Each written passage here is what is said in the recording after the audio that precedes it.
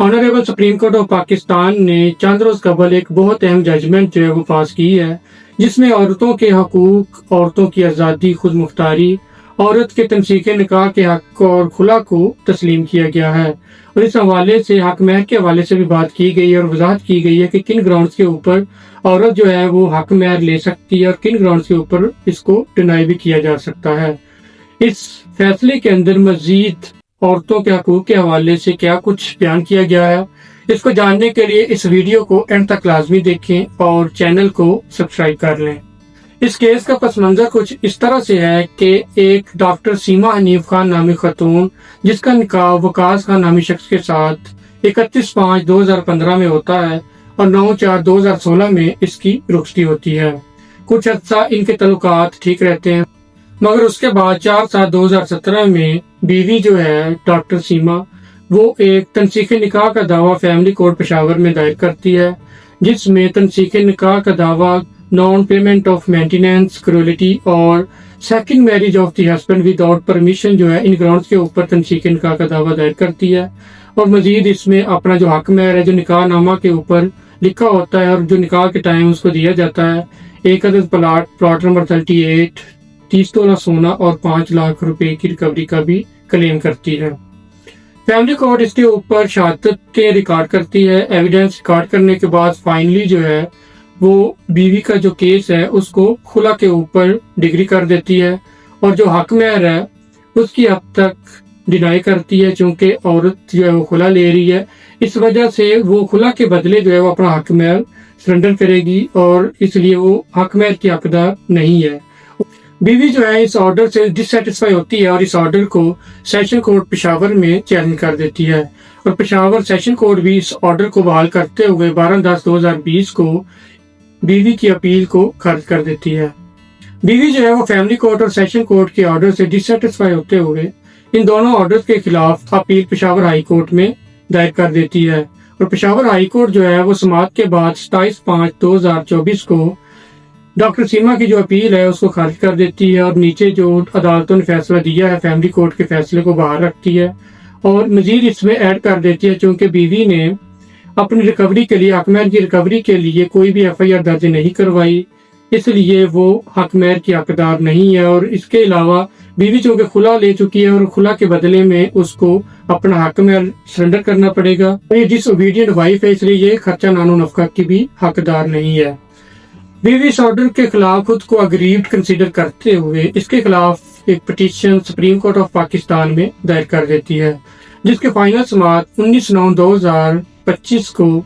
Justice Naeem Akhtar Afghan और justice Ayesha ए मलिक जो है वो करती हैं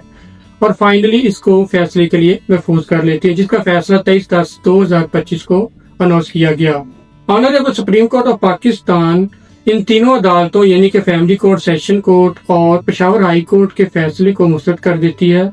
और वाज़ेह करती है कि तीनों अदालतों ने कानून की जो है वो गलत तशरीह की है और जो केस है उसको सही तरीके से देखा नहीं गया और ना ही जो शहादतें वहां पर दी गई हैं उनको सही तौर पर पढ़ा गया है और ना ही फैसला सही तौर पर दिया गया है। और इसमें वो मजीद वजाहत करती है, क्योंकि डॉक्टर सीमा जो है बीवी का जो केस था, पिटिशनर का जो केस था वो तनसीख निकाह का था, ना कि खुला का। तनसीख निकाह और खुला में क्या फर्क है इसके बारे में मैं आपको एक अलग वीडियो के अंदर बताऊंगा और इसको डिटेल के साथ डिस्कस करेंगे। मगर इस वक्त जो हमारा टॉपिक है वो इस केस के हवाले से है, तो इसमें मैं आपको मजीद ऐड करता चलूं कि honourable supreme court of Pakistan ने वाज़ेह किया, क्योंकि डॉक्टर सीमा का जो पिटिशनर का केस है वो तनसीख निकाह है, जिसकी ग्राउंड है कि उसका शोहर जो है वो उसको खर्चा नहीं देता था, उसके ऊपर जुल्म करता था, ज़हनी तौर पर उसको जो है वो ज़्यादती का निशाना बनाता था। इसके अलावा उसके हस्बैंड ने सेकंड मैरिज जो है बगैर इजाजत की है और ये तीनों ग्राउंड जो है वो वैलिड ग्राउंड है तनसीख निकाह के लिए। जबकि फैमिली कोर्ट पेशावर ने जो फैसला किया है उसने खुद से अज्यूम करते हुए तनसीख निकाह की बजाय खुला के ऊपर केस को डिक्री किया गया है, जो कि बीवी की पिटिशनर की प्रेयर ही नहीं थी। इस फैसले के अंदर मजीद कहा गया कि तमाम अदालतों ने कानून की ना तो सही तौर पर तशरीह की है और ना ही एक बेहतरीन फैसला दिया है, चूंकि ना ही एविडेंस को सही तौर पर पढ़ा गया है और ना ही केस को सही तौर पर देखा गया है। اور ایک جو روایت چلتی آ رہی ہے کہ نافرمان بیوی خرچے کی حقدار نہیں ہے یا خلا کے اوپر جو ہے وہ بیوی حق مہر نہیں لے سکتی، اسی پریسیڈنٹ کے اوپر چلتے ہوئے جو ہے وہ تمام فیصلے کیے جا رہے ہیں جو کہ قانون کی روشنی میں بالکل غلط ہیں اور قانون کے مطابق نہیں ہے۔ اور اس کیس کے اندر جو دیکھنے والی بات تھی وہ یہ تھی کہ عورت کو جو ہے وہ نفسیاتی طور پر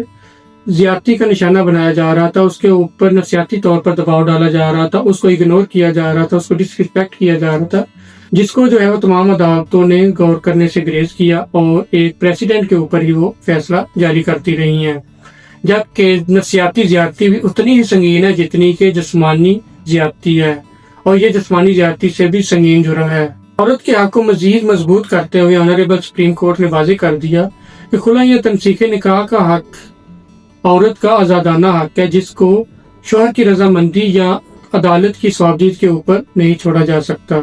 اس کیس کے اندر بھی عورت کو نفسیاتی طور پر زیادتی کا نشانہ بنایا گیا اور اس کے سامنے دوسری وائف کو لے کر آنا اس کے لیے سب سے زیادہ نفسیاتی زیادتی کا باعث بنا، جو کہ خلا یا تنسیخ نکاح کے لیے ایک بیسک گراؤنڈ ہے اور اس کے اوپر تنسیخ نکاح کی ڈگری جاری کی جا سکتی ہے۔ اس کیس کے اندر مزید سپریم کورٹ آف پاکستان نے واضح کر دیا کہ تمام تینوں ذیلی عدالتوں کے جو فیصلہ جات ہیں وہ شوہر کی طرف ان کا جھکاؤ زیادہ ہے، کیونکہ بیوی کو صرف نافرمانی کی حد تک جو ہے وہ ڈکلیئر کیا گیا اور بیوی کو نافرمان ڈکلیئر کرتے ہوئے اور خلا کے اوپر ڈگری جاری کرتے ہوئے اس کو حق مہر سے بھی جو ہے وہ محروم کر دیا گیا، جبکہ جو کہ سراسر غلط ہے۔ جبکہ شوہر جو ہے اس نے دوسری میری بغیر اجازت کی،